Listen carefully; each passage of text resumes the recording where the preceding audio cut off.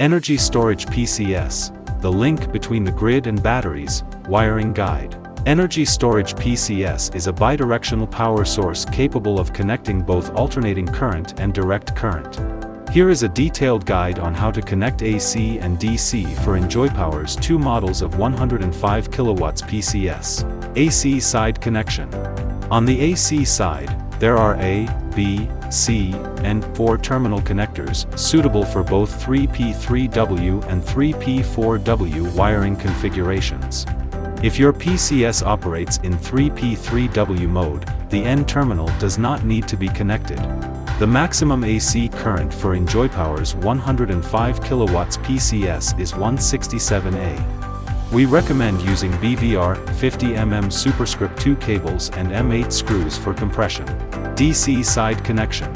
On the DC side, positive and negative DC power terminals are provided, connecting to the positive and negative poles of the DC power, respectively. For the rear DC power terminal, there are 3 interfaces, but the middle one does not need to be connected during normal wiring.